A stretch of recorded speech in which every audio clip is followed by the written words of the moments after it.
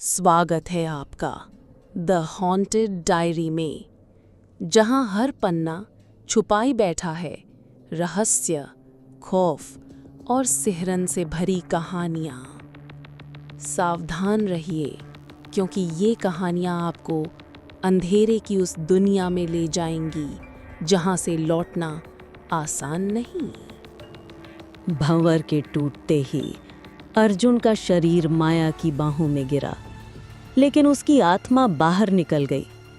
माया ने रोते हुए उसका चेहरा थामा। अर्जुन, प्लीज मुझे छोड़कर मत जा। लेकिन अर्जुन अब उसके आंसू नहीं सुन पा रहा था। उसकी आत्मा एक अनजान अंधेरी जगह में खींच गई। चारों ओर लाखों आवाजें गूंज रही थीं। टूटी फूटी सड़कों पर चलती परछाइयां, जिनके चेहरे नहीं थे, सिर्फ खाली आंखें।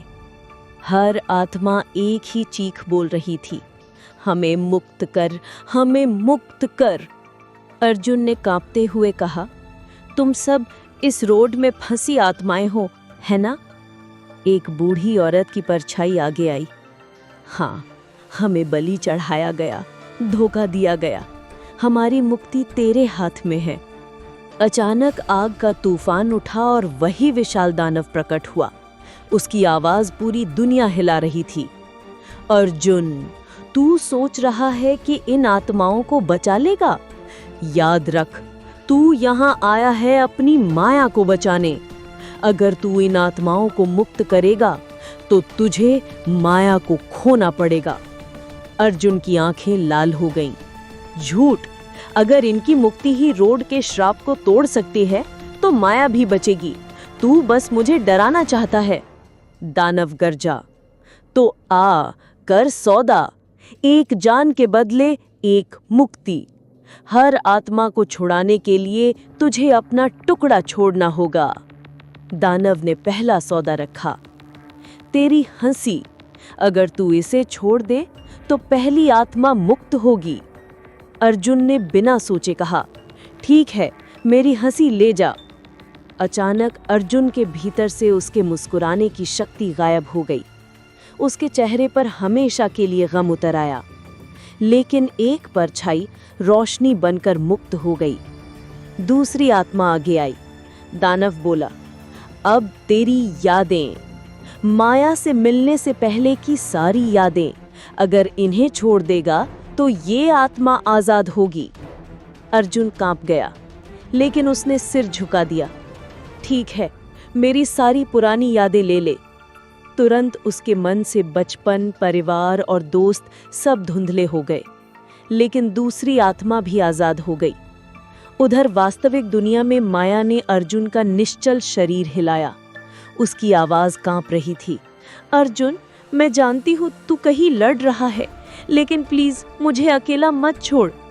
उसकी आंखों से आंसू अर्जुन के माथे पर गिरे और अचानक अर्जुन की आत्मा को माया की आवाज सुनाई दी। उसने दांत भींच लिए। नहीं, चाहे अपनी जान के टुकड़े टुकड़े हो जाएं, माया को मैं कभी नहीं छोड़ूंगा। दानव ने ठहाका लगाया, तूने बहुत त्याग कर लिया, अब आखिरी सौदा है। अगर तू अपनी जिंदगी दे दे तो बाकी सारी आत्माएं मुक्त हो जाएंगी, लेकिन तू कभी माया के पास वापस नहीं लौट पाएगा। अर्जुन चुप हो गया। उसके सामने हजारों आत्माएं थीं, जो मुक्ति की आस लगाए खड़ी थीं, और दूसरी ओर थी माया, जिसके बिना उसकी दुनिया अधूरी थी। उसने धीरे से कहा, अगर मेरी जिंदगी देने से रोड टूटेगा और माया बचेगी तो मैं ये सौदा मानता हूं। दानव ने अपने हाथ फैलाए और अर्जुन की आत्मा को पकड़ लिया। अचानक पूरा संसार सफेद रोशनी से भर गया। आत्माएं एक एक करके आजाद होने लगी। लेकिन उसी क्षण माया ने हिलकर देखा। अर्जुन का शरीर और ठंडा हो रहा था। उसने चीखते हुए कहा, नहीं अर्जुन, ऐसा मत करो।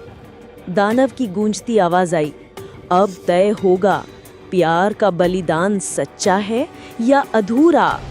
अर्जुन की आत्मा धीरे धीरे फीकी पड़ रही थी। उसके चारों ओर हजारों आत्माएं रोशनी बनकर ऊपर उठ रही थीं। उनकी चीखें अब दर्द की नहीं थी, बल्कि राहत की थी। लेकिन माया ने अर्जुन के ठंडे होते शरीर को बाहों में कस लिया। नहीं अर्जुन, तू मुझे छोड़ नहीं सकता। अगर तुझे जाना ही है तो मैं भी तेरे साथ जाऊंगी। माया ने अपने आंसुओं के बीच वही सिंबल उठाया जो अर्जुन ने छोड़ा था। उसने दानव की ओर देखा और चीख पड़ी, अगर सौदा चाहिए तो मेरी आत्मा भी ले ले, लेकिन अर्जुन को मत छूना। दानव हंस पड़ा। अरे वाह, प्यार करने वाले हमेशा मूर्ख होते हैं। दोनों आत्माएं मिलकर मुझे और मजबूत बना देंगी। लेकिन जैसे ही माया ने सिंबल को अपने सीने से लगाया, एक सुनहरी लहर उठी। उसकी आत्मा अर्जुन की आत्मा से जुड़ गई। अब अर्जुन और माया दोनों आत्मा लोक में साथ खड़े थे। अर्जुन ने हैरानी से कहा, माया, तू यहाँ कैसे आई? माया मुस्कुराई, आंसुओं के बीच भी चमकते हुए। मैंने कहा था ना, जहाँ तू जाएगा मैं वहीं रहूंगी। दोनों ने हाथ पकड़े और सिंबल को दानव की ओर उठाया। दानव गरज उठा, नहीं, दो आत्माएं मिलकर श्राप को तोड़ सकती हैं, रुको। भंवर में आग और रोशनी की लहरें टकराईं। दानव ने हजारों हाथों वाला रूप ले लिया। हर हाथ में जंजीरें थीं जो अर्जुन और माया को बांधने लगी। लेकिन दोनों ने एक दूसरे की आंखों में देखा। अर्जुन ने कहा, अगर प्यार सच है तो कोई जंजीर हमें रोक नहीं सकती। दोनों ने जोर से सिंबल को उठाया। उससे सुनहरी बिजली सी निकली और दानव की जंजीरें टूटने लगी। आत्माओं की आवाज गूंजी, मुक्ति, मुक्ति। अचानक पूरा रोड कांपने लगा। धरती फटने लगी। जंगल से उठती धुंध गायब होने लगी। दानव दर्द से चिल्लाया, नहीं, ये रोड मेरी आत्मा है। अगर ये टूटा तो मैं भी। रोशनी का एक विस्फोट हुआ और दानव राख बनकर बिखर गया। अर्जुन और माया की आत्माएं धीरे धीरे उनके शरीरों में लौट आईं। अर्जुन ने गहरी सांस ली। माया ने उसका चेहरा पकड़ लिया। अर्जुन, तू जिंदा है। दोनों एक दूसरे से लिपटकर रो पड़े। आसमान साफ हो गया। जंगल की चुप्पी में अब सिर्फ पंछियों की आवाज थी। इंस्पेक्टर ताशी दूर से ये सब देख रहा था। उसकी आंखों में आश्चर्य और राहत दोनों थे। उसने कहा, तुम दोनों ने वो कर दिखाया जो कोई और कभी नहीं कर पाया। जैसे ही वो रोड से बाहर निकले, माया ने अचानक महसूस किया कि उसकी हथेली पर वही सिंबल का निशान चमक रहा था। उसने कांपते हुए अर्जुन को दिखाया। अर्जुन, ये देख, सिंबल अभी भी मिटा नहीं है। क्या इसका मतलब है रोड का श्राप पूरी तरह खत्म नहीं हुआ? अर्जुन ने उसकी ओर देखा और उनके पीछे रोड से एक धीमी आवाज गूंजी, मैं अभी जिंदा हूँ। अर्जुन और माया रोड से बाहर निकलकर गांव की ओर लौटे। आसमान साफ था। जंगल में पहली बार पंछियों की आवाजें गूंज रही थी। इंस्पेक्टर ताशी ने चैन की सांस ली। लगता है ये श्राप अब खत्म हो गया है। माया ने भी राहत की सांस ली। लेकिन उसकी हथेली पर सिंबल हल्की लाल रोशनी में चमक रहा था। उसने उसे छुपा लिया, अर्जुन से भी। गांव वाले जिन्होंने सालों तक उस रोड से डरकर जिया था, अर्जुन और माया को नायक की तरह देखने लगे थे। इन दोनों की वजह से रोड अब सुरक्षित हो गया है। भगवान ने इन्हें भेजा है। अर्जुन और माया थके हुए थे, लेकिन खुश भी। माया ने सोचा, शायद अब उनकी जिंदगी सामान्य हो जाएगी। लेकिन रात होते ही उसे सिंबल से अजीब जलन महसूस होने लगी।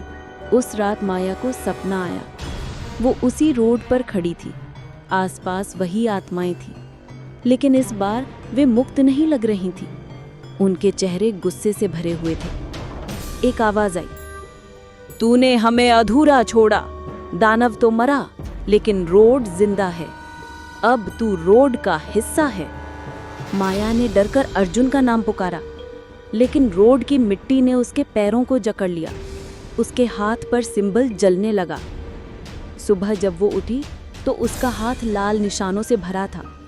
अर्जुन ने देखा और घबरा गया। माया, ये सिंबल अभी जला हुआ क्यों है? क्या तूने मुझसे कुछ छुपाया है? माया की आंखों में आंसू आ गए।